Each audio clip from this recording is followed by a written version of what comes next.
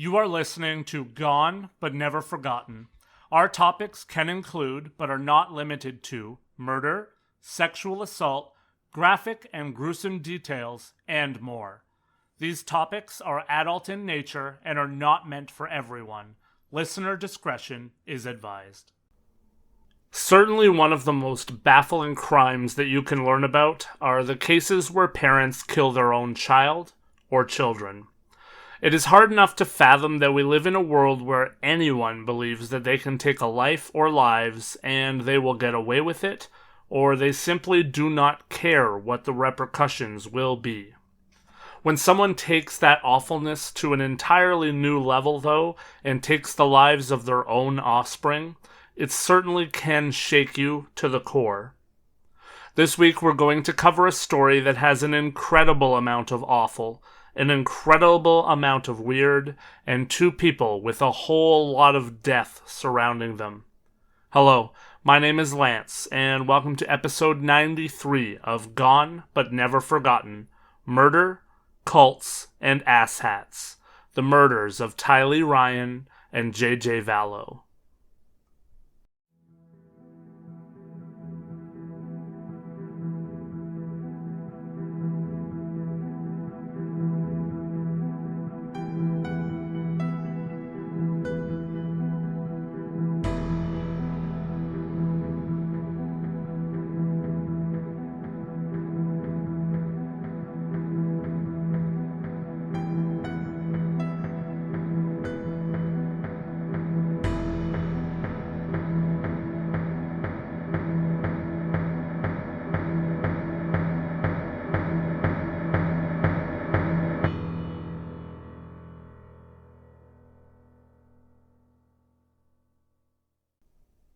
Tylee Ashlyn Ryan was born on September 24th of 2002 to her parents Joseph Ryan and Lori Ryan. She was described by her family members as a vibrant young woman who was always laughing and always loving everyone and everything around her. She was incredibly positive. Family would say that Tylee loved to spend time with her friends, and she was also an avid fan of the TV show The Office. More than anything in the world, though, Tylee loved to hang out with and spend time with her little brother JJ and her older brother Colby.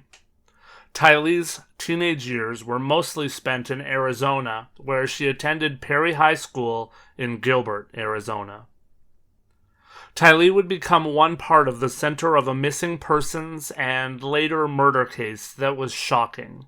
It would be determined later that the last time that Tylee Ryan was seen was on September 8th of 2019, and she was at Yellowstone National Park with her brother JJ, her mom Lori, and her uncle, her mom's brother Alex Cox.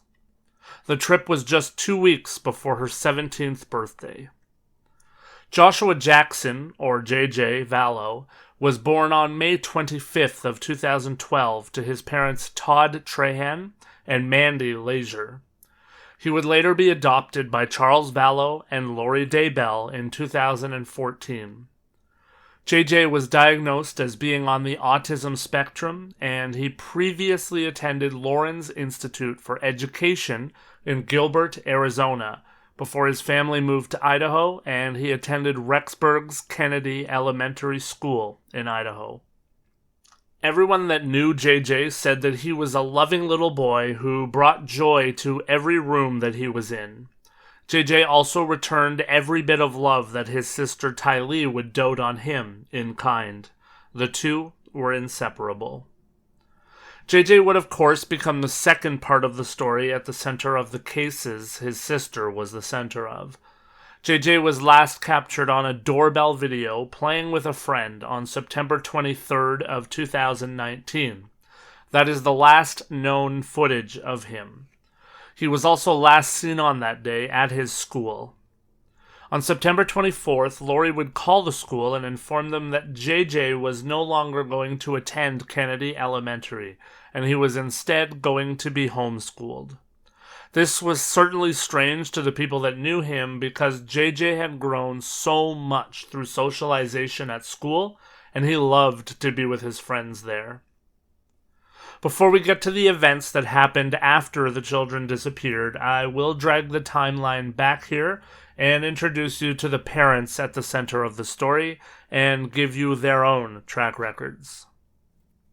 Lori Vallow Daybell, also known by a bunch of names, as we'll cover here, was born on June 26th of 1973 as Lori Noreen Cox in Loma Linda, California. Lori would get married for the first time at the age of 19 in 1992 to her high school boyfriend Nelson Yanes. Their marriage was short and ended in divorce soon afterwards. In October of 1955, Lori would get married for the second time to a man named William LaJoya when she was only 22 years old. The two would have a son together named Colby in 1996, and then the two would get divorced in 1998. In 2001, Lori would get married for the third time, this time to a man named Joseph Anthony Ryan Jr., and Lori and Joseph legally adopted Colby. Lori and Joseph would then have their daughter, Tylee, in 2002. The pair would ultimately, though, also get a divorce, theirs coming in 2005. In February of 2006, Lori would get married for the fourth time, this time to a man named Leland Anthony Vallow, who went by the name Charles. Even though Charles had been a lifelong Catholic, he converted to the Church of Jesus Christ of Latter-day Saints for Lori because that was very important to her. Charles came into the marriage with 2 children of his own from a previous marriage, and then in 2013, Lori and Charles would adopt Charles's grandnephew, Joshua Jackson, or JJ Vallow. The family would move to Hawaii in late 2014. Chad Daybell was born on August 11th of 1968 in Provo, Utah, and was first married to Tamara Douglas. The two got married on March 19th of 1990. Chad had graduated from Brigham Young University with a Bachelor of Arts in Journalism. From there, Chad would work odd jobs, including doing work as a sexton, also known as a gravedigger. Chad would put out his first book in 2001 entitled 1 Foot in the Grave, which covered his experiences working as a sexton, and in 2004 he actually founded Spring Creek Book Company, which he used, among other things, to self-publish his religious beliefs and his beliefs about the end times. With Spring Creek Book Company, Chad would publish a lot of fiction and non-fiction books, and he directed all of the books that he published at the Latter-day Saint, or LDS, church-going audience. Most of his books depicted situations and backdrops of apocalyptic times and frightening themes. Chad came forward and shared more about himself as he developed a following. He shared that he had 2 near-death experiences in his life, and that is where his visions had started so that he could put them in his books. He said that nothing that he put in his books came from his own creativity, but rather because of his near-death experiences. He said that he would have visions and messages downloaded to his brain from God. He said that everything that he wrote about would become real events, and they would all come true. They were prophecies, not stories. So, as you can see, this was certainly an eccentric man, but one that certainly developed a following. Chad and Tammy would end up having 5 children: Garth, Emma, Seth, Leah, and Mark. At some point in late 2014 or early 2015, Lori found and became minorly obsessed with Chad's Standing in Holy Places book series. Then Lori and her family moved back to Arizona in 2016. It was the fall of 2018 when Lori had a chance to meet the author that she had become centered and fixated upon. The two would meet at a Preparing a People event. For those that don't know, and don't worry, I didn't, Preparing a People is an organization that says its mission is to help prepare the people of this earth for the second coming of Jesus Christ. The organization claims to not be affiliated with any particular church or denomination or any official church doctrines, policies, or positions. It is widely held, though, that the group is essentially made up of members of the LDS Church. Chad was a very popular speaker at Preparing a People events. Upon meeting, Chad would tell Lori that the two of them had actually been married in 7 previous lifetimes, and she became intrigued. The two started to communicate privately while Lori was still married and with Charles. One particular time, Charles went away on a business trip, and Lori took advantage of having the house to herself by hosting an overnight gathering of people from the Preparing a People meetings.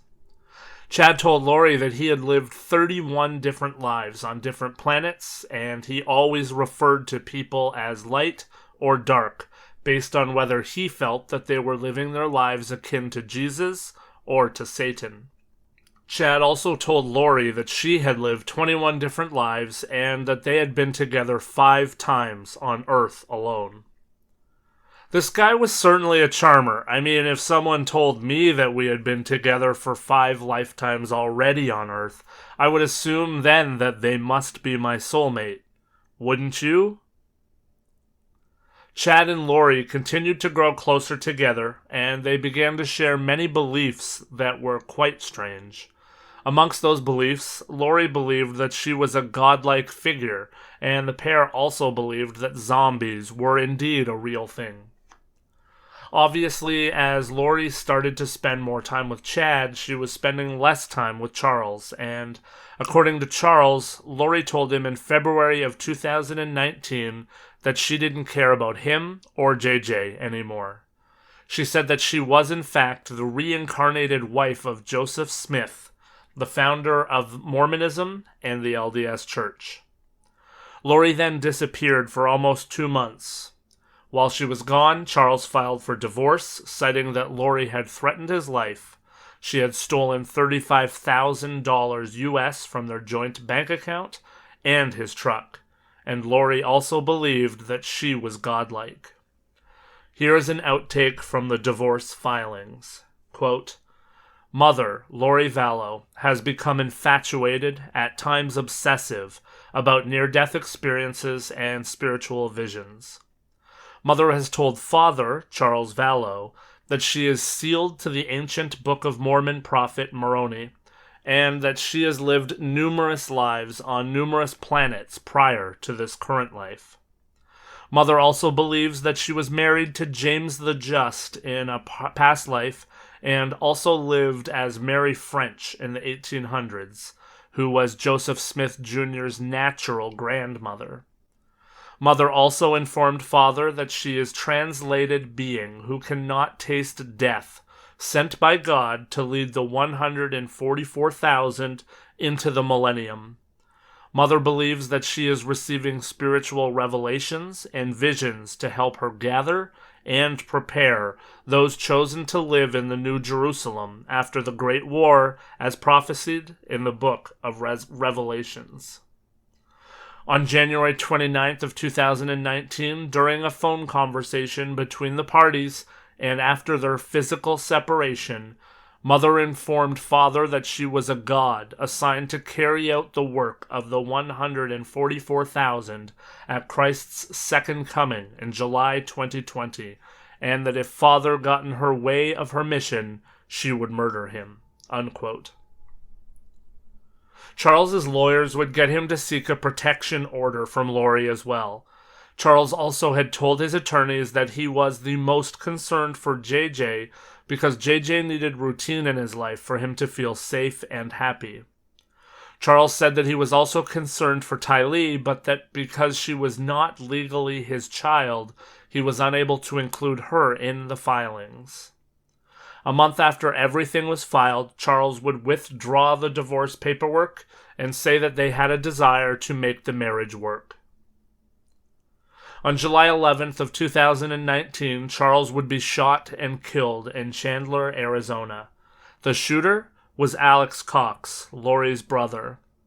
Alex claimed self-defense and said that he had confronted Charles because he had abused his sister and that Charles had hit him with a bat.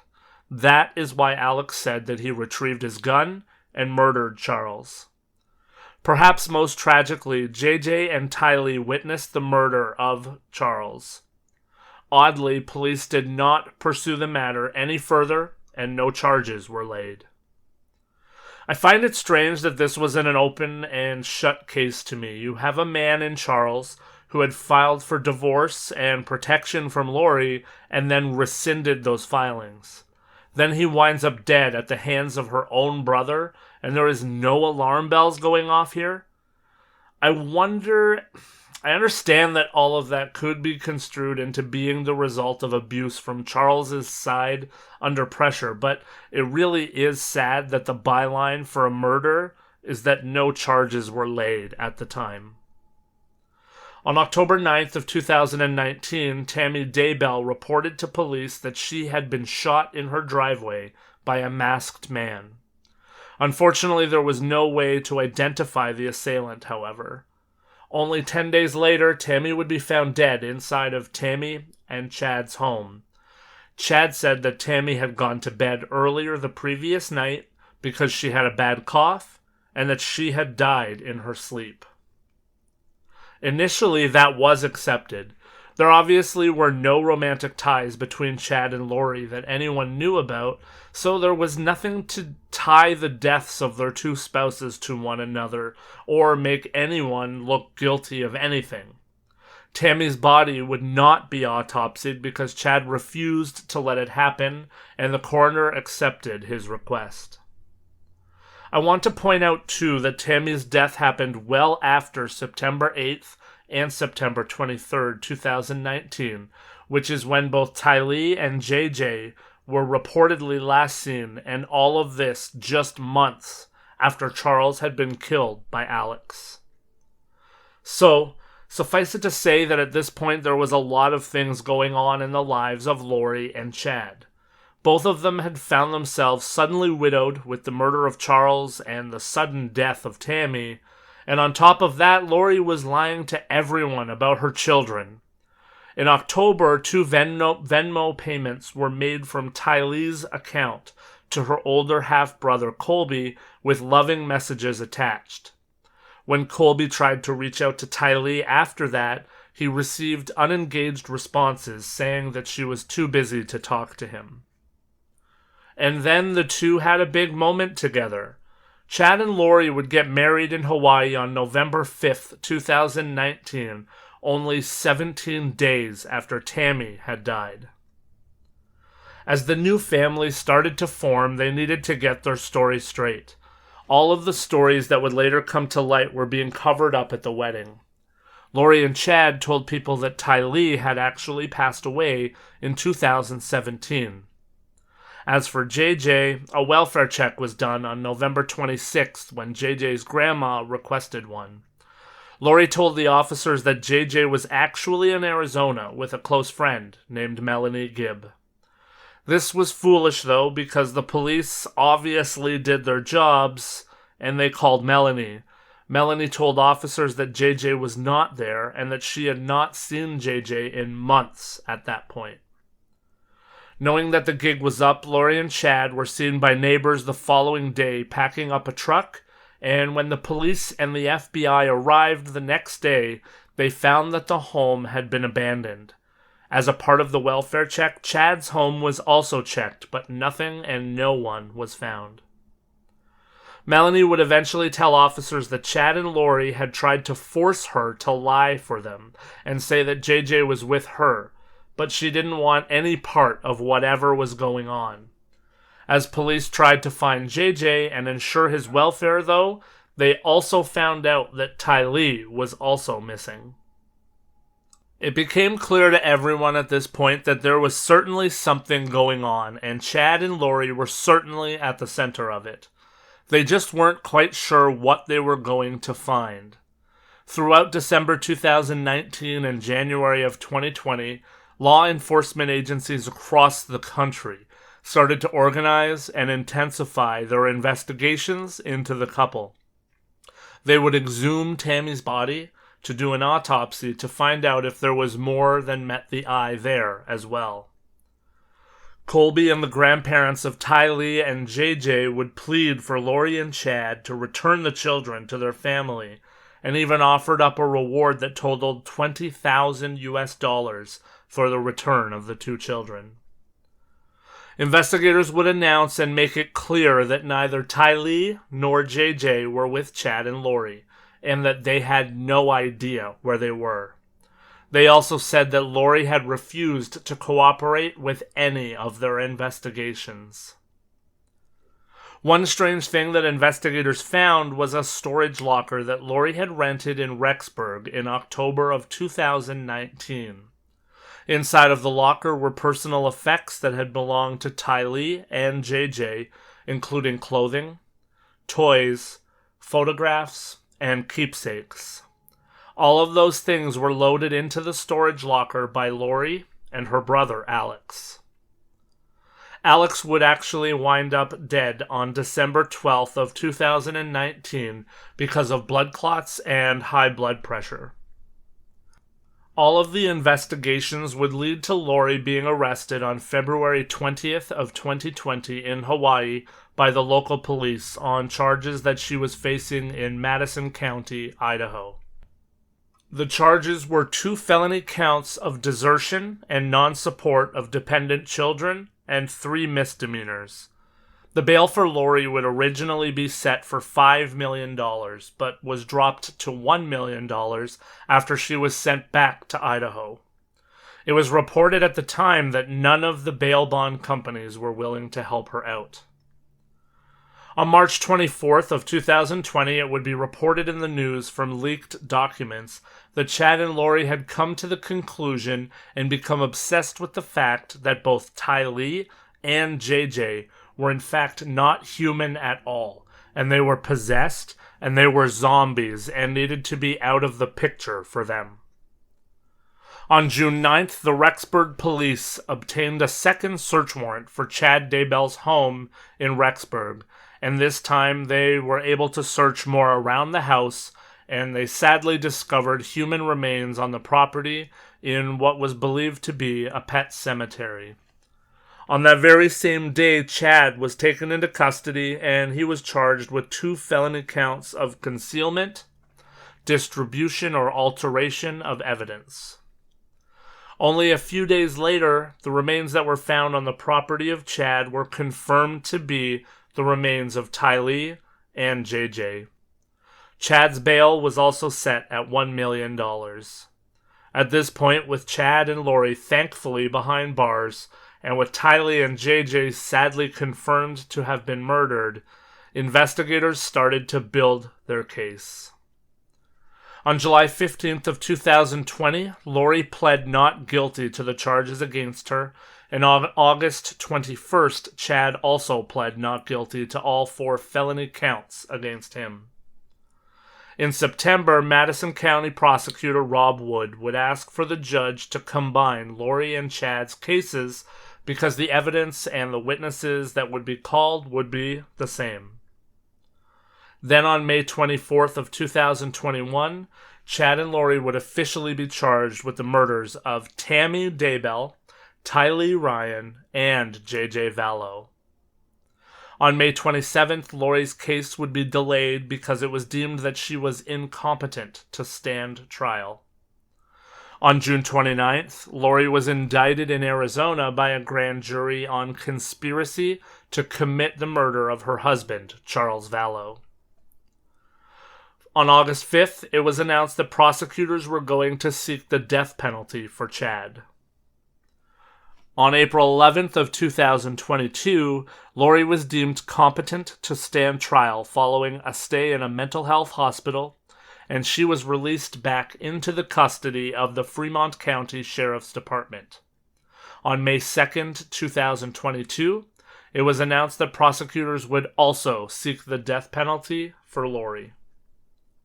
On April 3rd of 2023, Lori's trial would begin, and combining the cases was never done. So Chad will be tried separately.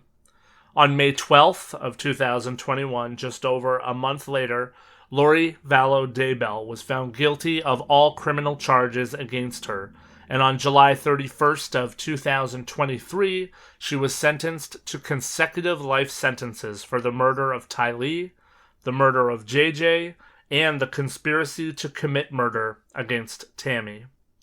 Judge Stephen Boyce said that these would be consecutive sentences because she needed to be held accountable for each of the 3 murders separately. Lori was also sentenced to life in prison without parole for 2 charges of conspiracy to commit murder with Tylee and JJ, 10 years for a grand theft charge, and all 3 of those counts will run concurrently to the life sentences. The judge said, quote, "It is unbelievable at your age. You have no prior criminal history, and now you sit here convicted of the most serious charge. The most unimaginable type of murder is to have a mother murdering her own children, and that's exactly what you did. Despite the jury convicting you with overwhelming evidence, you still sit here before the court today and say you didn't do it." Unquote. He would go on to say that Lori had no concern over what she had done. Her children lie burned, mutilated, and dismembered, and buried like animals in Chad's yard while she was in Hawaii on her honeymoon. During the hearing for her sentencing, Lori was given a chance to make a statement, and she did. She made a disjointed, crazy, and rambling statement where, among other things, she claimed that she had spoken to her dead children and Tammy as well, and that they had all told her that they were happy and busy in heaven, and that they didn't blame her for their deaths. She even said that she and Tammy had become very close since Tammy's death, and that Tammy would come to her to give her peace and comfort. She continued to say that none of the 3 had been murdered, and that Jesus knew the difference between murder and what had happened to Tammy, Tylee, and JJ. So, that's the end of the story as far as Lori goes, at least for now. We all know that there will be tons of appeals, and there will be a lot of paperwork shuffled and passed back and forth in the aftermath of her case.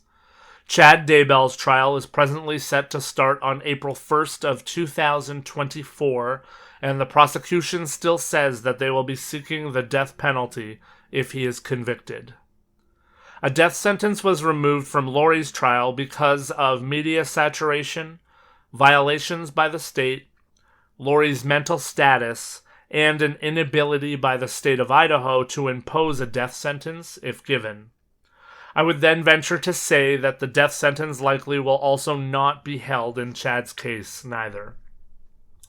And that is where we will leave this episode and this case, at least until Chad's case comes up in the news. I'm sure that we will post about that case and maybe even do an update episode if one is warranted. I'm going to leave you with a very pressing and pertinent question here that I know people actually feel very strongly about on either side. Do you believe that mental health should matter when determining if someone should face a death penalty? We see this often where someone is imprisoned for life because they are deemed unfit to be given the death penalty. For me, this is a weird one. So catch me on social media and let me know what you think. In states and countries where the death penalty is an option, in cases like this one, should that always be the ultimate outcome? Hop on over to our socials. We can be found using @GBNF pretty much on every platform.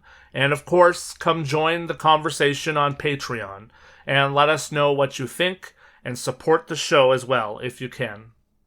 Then hop back onto your favorite platform next week and listen to the next episode of Gone But Never Forgotten.